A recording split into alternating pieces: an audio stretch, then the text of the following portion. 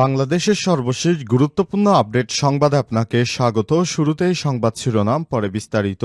প্রথমে জানাবো, চাঁপাইনবাবগঞ্জে জনতার হাতে ভারতের সীমান্তরক্ষী বাহিনী বিএসএফ সদস্য গ্রেপ্তার। চাঁপাইনবাবগঞ্জ সীমান্তে অবৈধ অনুপ্রবেশের দায়ে ভারতীয় সীমান্তরক্ষী বাহিনী বিএসএফ এর এক সদস্যকে গ্রেপ্তার করেছে স্থানীয় জনতা। পরে তাকে বর্ডার গার্ড অব বাংলাদেশ বিজিবির কাছে সোপর্দ করেছেন তারা।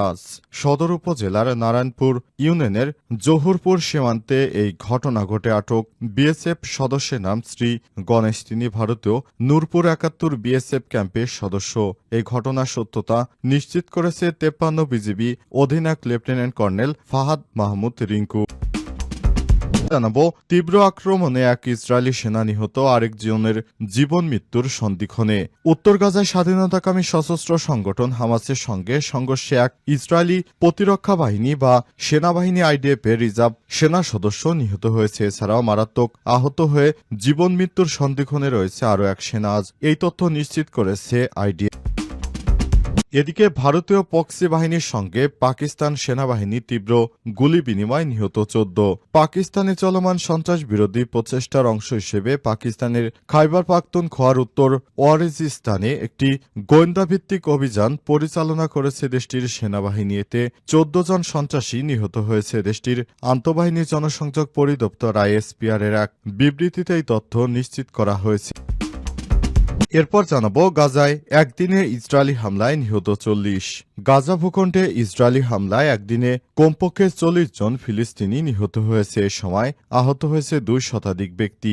আজ এক প্রতিবেদনে তথ্য নিশ্চিত করেছে বার্তা সংস্থা আনাদুলু। এবারে জানাবো, ঢাকায় জাতিসংঘ মানবাধিকার বিষয়ক অফিস স্থাপনের বিষয়টি নিয়ে চূড়ান্ত সিদ্ধান্ত নেওয়া হয়েছে বলেন গুয়েন লুইস। ঢাকায় জাতিসংঘ মানবাধিকার বিষয়ক অফিস স্থাপনের বিষয়টি চূড়ান্ত, শীঘ্রই ছোট আকারে তা চালু হবে বলে জানিয়েছে বাংলাদেশে জাতিসংঘে আবাসিক প্রতিনিধি এবং সমন্বয়কারী গুয়েন লুইস।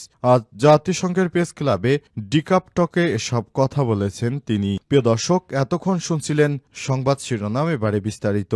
তবে তার আগে বন্ধুরা, অনুরোধ থাকবে সংবাদটিতে একটি লাইক দিন।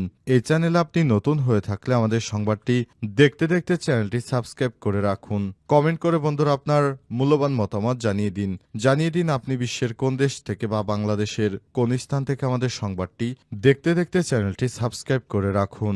এবারে বিস্তারিত। চাঁপাইনবাবগঞ্জে জনতার হাতে ভারতের সীমান্তরক্ষী বাহিনী বিএসএফ সদস্য গ্রেপ্তার। চাঁপাইনবাবগঞ্জ সীমান্তে অবৈধ অনুপ্রবেশের দায়ে ভারতীয় সীমান্তরক্ষী বাহিনী বিএসএফ এর এক সদস্যকে গ্রেপ্তার করেছে স্থানীয় জনতা। পরে তাকে বর্ডার গার্ড অব বাংলাদেশ বিজিবির কাছে সোপর্দ করেছেন তারা। সদর উপজেলার নারায়ণপুর ইউনিয়নের জহুরপুর সীমান্তে এই ঘটনা ঘটে। আটক বিএসএফ সদস্যের নাম শ্রী গণেশ। তিনি ভারতীয় নূরপুর ৭১ বিএসএফ ক্যাম্পের সদস্য। এই ঘটনার সত্যতা নিশ্চিত করেছে ৫৩ বিজিবি অধিনায়ক লেফটেন্যান্ট কর্নেল ফাহাদ মাহমুদ রিঙ্কু।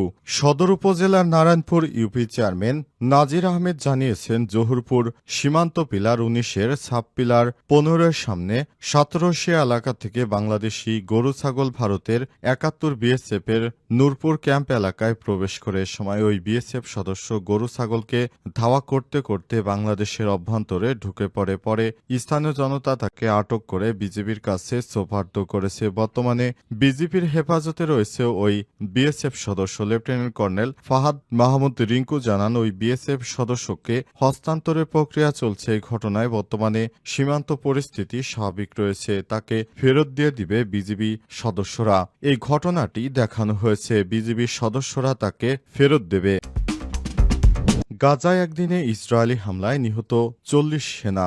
গাজা ভূখণ্ডে ইসরায়েলি হামলায় একদিনে কমপক্ষে ৪০ জন ফিলিস্তিনি নিহত হয়েছে। এ সময় আহত হয়েছে ২ শতাধিক। আজ এক প্রতিবেদনে তথ্য জানায় বার্তা সংস্থা আনাদুলু। ফিলিস্তিনের স্বাস্থ্য মন্ত্রণালয়ের বরাতে বার্তা সংস্থাটি জানিয়েছে, ২০২৩ সালের অক্টোবরে গাজায় ইসরায়েলের সামরিক অভিযান শুরুর পর থেকে কমপক্ষে ৫৪,৫১০ জন নিরীহ ফিলিস্তিনি নিহত হয়েছে। বহু মানুষ এখনও ধ্বংসস্তূপের নিচে রাস্তা রাস্তায় আটকে পড়ে আছে উদ্ধারকর্মীরা, সেখানে পৌঁছাতে পারছেন না। এবছর জানুয়ারিতে যে যুদ্ধবিরতি ও বন্দি বিনিময় চুক্তি হয়েছিল তা 18 মার্চে বাতিল করে ইসরায়েল আবার হামলা শুরু করেছে। এরপর থেকে গাজায় বিমান ও স্থল হামলা আরও তীব্র করা হয়েছে। গত 18 মার্চ থেকে গাজায় নতুন করে শুরু হওয়া ইসরায়েলি বিমান হামলায় এ পর্যন্ত 4,240 জন নিরীহ ফিলিস্তিনি নিহত হয়েছে। এ সময় আহত হয়েছে 12,860 জন।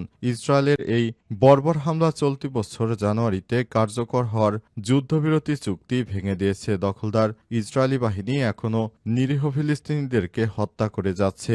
এ অবস্থায় দখলদার বাহিনী যেভাবে সাধারণ মানুষকে হত্যা করছে তা ইতিহাসের বুকে বর্বর এক গণহত্যা, সেটি কোনোভাবেই মানা যায় না।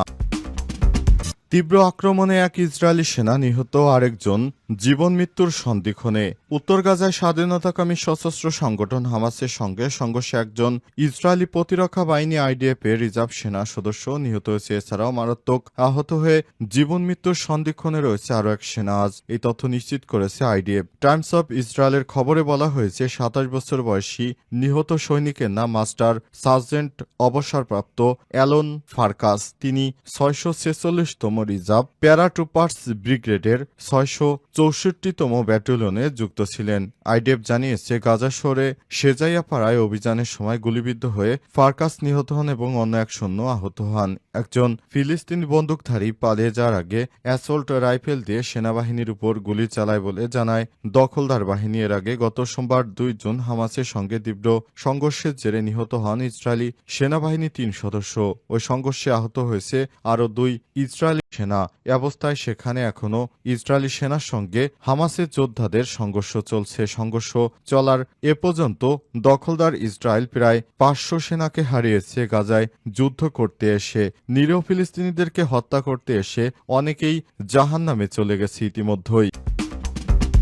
ভারতীয় প্রক্সি বাহিনীর সঙ্গে পাক সেনাদের তীব্র গুলি বিনিময়, নিহত 14। পাকিস্তানের চলমান সন্ত্রাস বিরোধী প্রচেষ্টার অংশ হিসেবে পাকিস্তানের খাইবার পাখতুনখোয়া প্রদেশে নতুন করে আবারও সেখানে হামলা চলছে। এই ঘটনায় ভারতের প্রক্সি বাহিনী সেখানে পাকিস্তানের বিরুদ্ধে ষড়যন্ত্র শুরু করেছে। অবস্থায় পাকিস্তানের সেনাবাহিনী সদস্যরা সেখানে ব্যাপক অভিযান শুরু করে। এই অভিযানে ভারতের সীমান্তিরক্ষী অর্থাৎ ভারতের প্রক্সি বাহিনী অর্থাৎ যারা তালেবান যেসব ভারতের এজেন্ট হয়ে কাজ করে তাদের সঙ্গে ব্যাপক গোলাগুলির ঘটনা ঘটেছে পাকিস্তানের সেনাবাহিনীর সঙ্গে। এ অবস্থায় বেশ কয়েকজন নিহত হয়েছে। ভারতের প্রক্সি বাহিনীকে হারিয়ে দিয়েছে পাকিস্তান সেনাবাহিনী। পাকিস্তান সেনাবাহিনী তাদের নাম দিয়েছে ফিতনাতুল হিন্দ, অর্থাৎ ঝামেলা পাকানো হিন্দু, অর্থাৎ যে সংঘর্ষগুলো হিন্দুদের দ্বারা পরিচালিত হয়। এই দখলদার হিন্দুত্ববাদী নরেন্দ্র মোদীর টাকা খেয়ে এসব সন্ত্রাসী গোষ্ঠী ভারতের হয়ে কাজ করে। তারা পাকিস্তানকে ভেঙে ফেলার ষড়যন্ত্রে লিপ্ত হয়েছে। তাদের সঙ্গেই পাকিস্তানের সেনাবাহিনীর দফায় দফায় গোলাগুলি হয়েছে এবং এই গোলাগুলির মাধ্যমে ভারতের প্রক্সি বাহিনীর অন্তত